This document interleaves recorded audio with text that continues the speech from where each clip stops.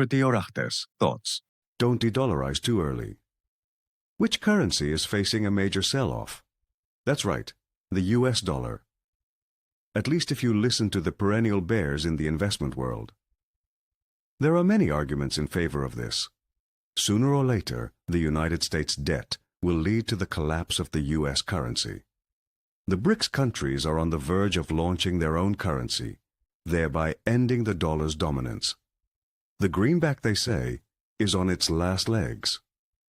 In fact, central banks around the world have significantly reduced their US dollar reserves in recent years. 10 years ago, the dollar accounted for around 58% of global foreign exchange reserves. Now, it is just under 40%. We have already discussed in previous thoughts that central banks now hold more gold than US dollars in their reserves. But it is not only central banks that seem to be giving the dollar the cold shoulder. A study by Bank of America shows that fund managers have not been as pessimistic about the US dollar as they are today for 14 years. The data from the futures exchanges speaks for itself, net short.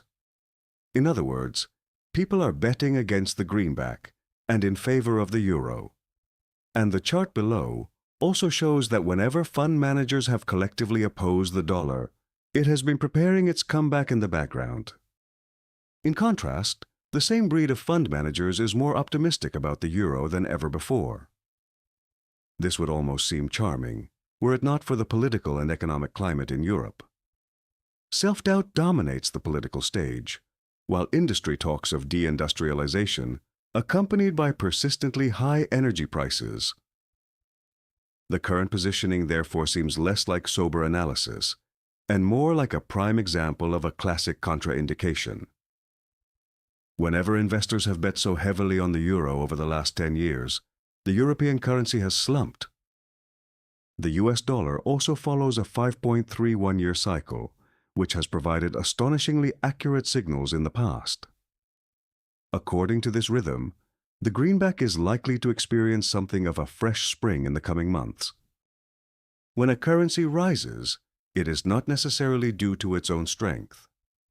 Sometimes it is enough for the competition to weaken. This is exactly what the next chart shows. The other currencies in the dollar basket are once again showing signs of fatigue, and when the others stumble, the dollar automatically stands a little taller. SWIFT, the central nervous system of international payments, has just published its latest transaction figures for various currencies. And lo and behold, the number of transactions in US dollars jumped from 46.77% to 50.49% between November and December. A remarkable leap. We suspect that this could have something to do with the rise in precious metal prices. In any case, this is the highest level since August 2019, when 51.7% of all transactions were briefly settled in US currency. At that time, considerable tensions built up in the dollar funding market, culminating in the repo stress of September 2019. Liquidity bottlenecks in the global dollar system forced European and Asian banks to increasingly seek USD funding. Before and after that, however, the share of dollar transactions was well below the 40% mark.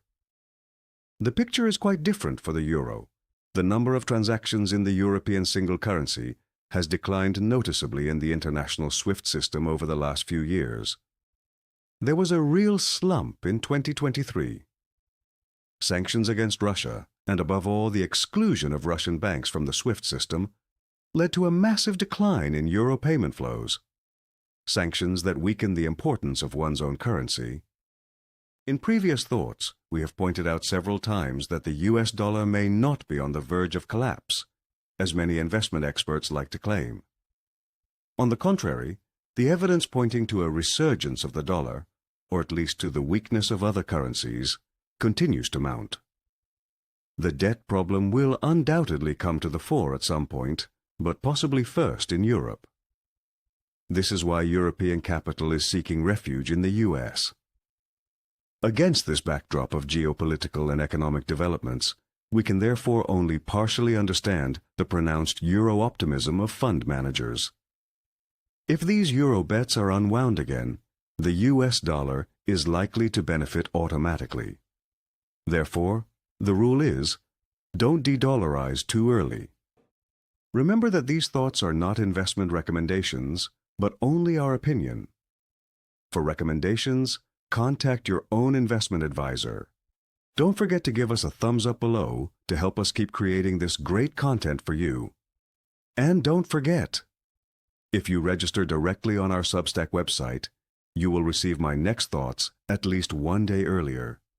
Check out the Substack link in the description, and best of all, it's free. I wish you great success with your investments and see you for our next market update.